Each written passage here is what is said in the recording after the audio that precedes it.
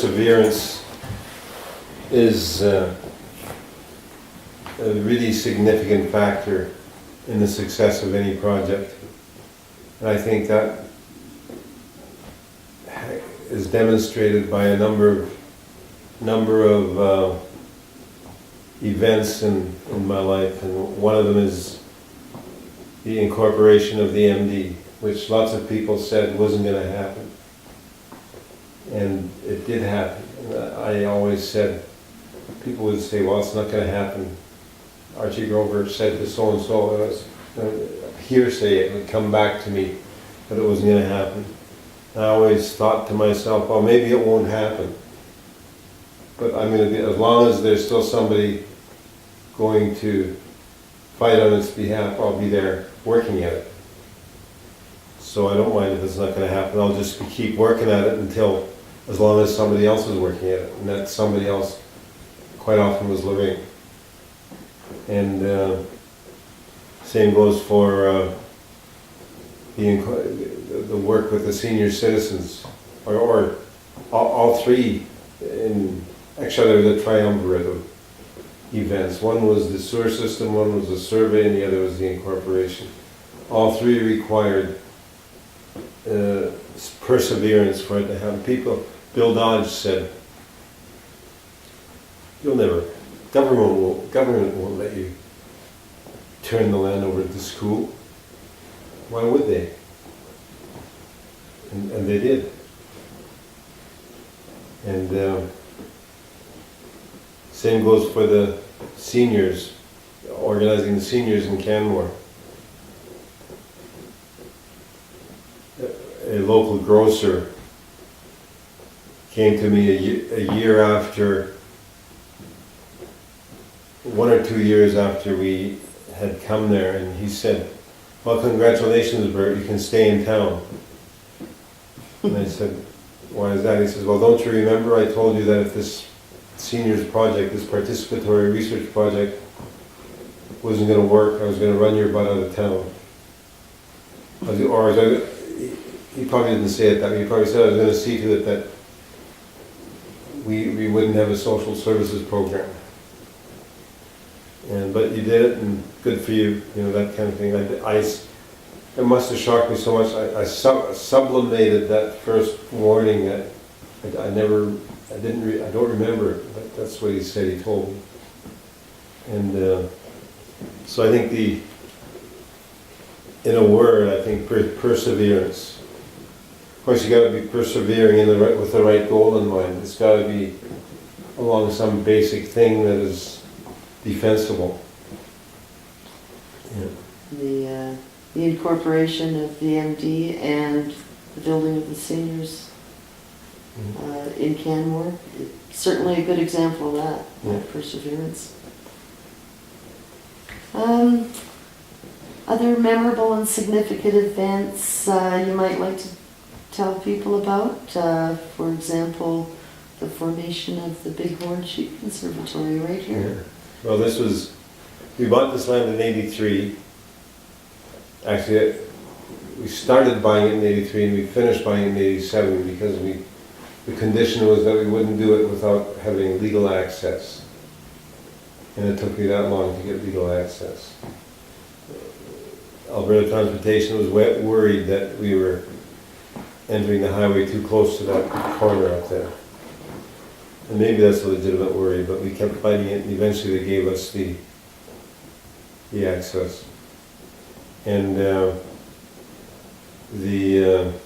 when I was mayor, suddenly the notion of wildlife corridors became an issue, and protecting the environment and habitat protection as Canmore was growing. All of that became a big deal. So I began to think, gee, we live right in the middle of that kind of we bought this land and it's all full of wildlife habitat. And we got to do the right thing by it. We're stewards of the land. We shouldn't turn it into 3 or 4 subdivisions or whatever else, campground or we gotta keep it more or less the way it is, except for the house and the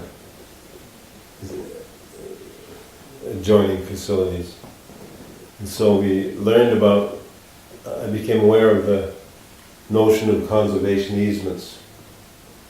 And Marilyn and I both decided that we would not want anybody to decimate this little corner here.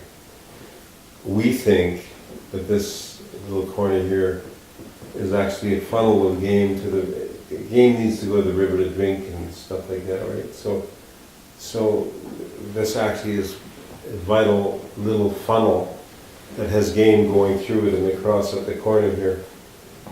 Oftentimes people tell me that they see cougars running across or a bear running across. Or, of course, we all know that the sheep not only run across, but they linger. And so we both decided that we would put a legal instrument in place that whoever buys this will not be able to develop it more intensively than we've already got it developed. They can rebuild this house if they want to tear it down, but they can't build two houses. They can rebuild the barn if the barn burns down, but they can't build two barns. And so that's what the only, that's essentially what we've got in place. If I wanted to put a garage in for my cars on the pad here, they'd probably let me do it as long as I didn't take up too much more space. But we've actually, I don't know if that improves the value of the land or whether it reduces the value of the land, but we thought it was the right thing to do. What is it you enjoy doing in present day? You're retired? We've got, yeah. I need to do something, and so I've had two areas of involvement. We used to do horses. We used to do a lot of horse trips, but it's a costly thing to keep horses, and now we're on more or less fixed income, reasonable income, but fixed income, and we decided that we wouldn't do horses in an intensive way anymore. So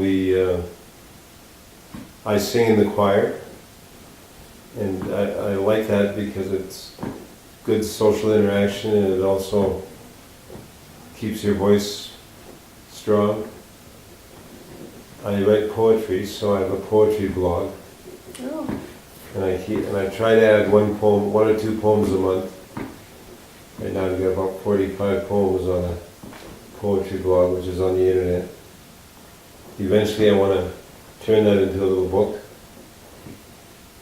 but I'm not sure whether it's good enough, so I'm feeling a little bit bashful about the whole thing. Do you have a poem you would like to share with us in your oral history? Yeah, I could. It's got to do with a political issue in Canmore. Do you remember when Canmore had a motion, or was it controversial, about clotheslines? Yes. Yeah, so I wrote this poem.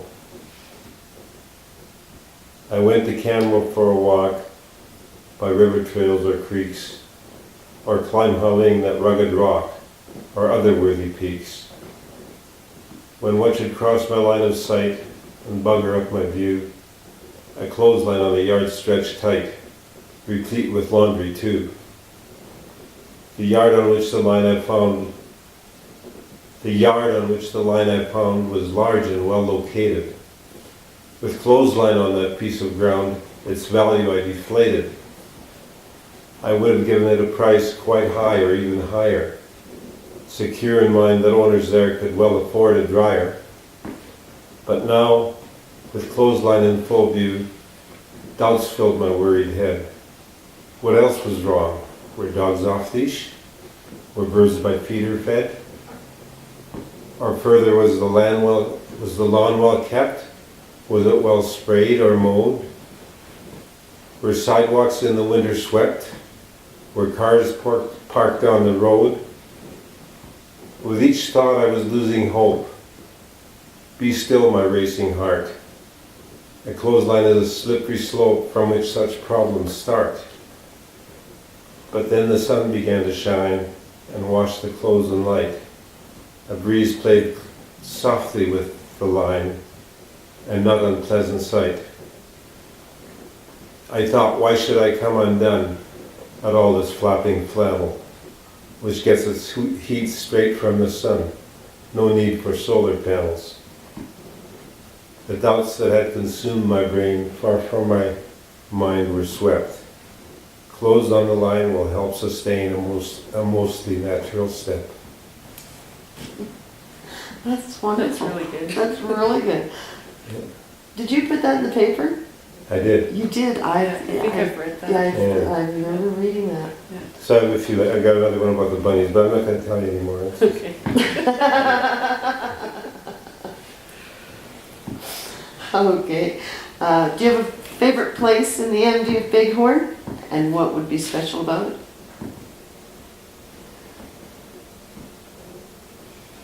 Yeah, right here is just fantastic. The Bow River, along its entire length between Canmore and Exshaw and all the way to the Canada's Guest Ranch. And it's, I especially like, probably because I live here, the bend, the big bend in the Bow that's right below us. Mm-hmm. Fisherman and Gap Lake right next to it. And it's just a special place. The view of Lougheed is phenomenal. I think there's 4 classic views in the classic mountain views in the valley between Banff and here. One is Rundle Mountain. The other is the Three Sisters.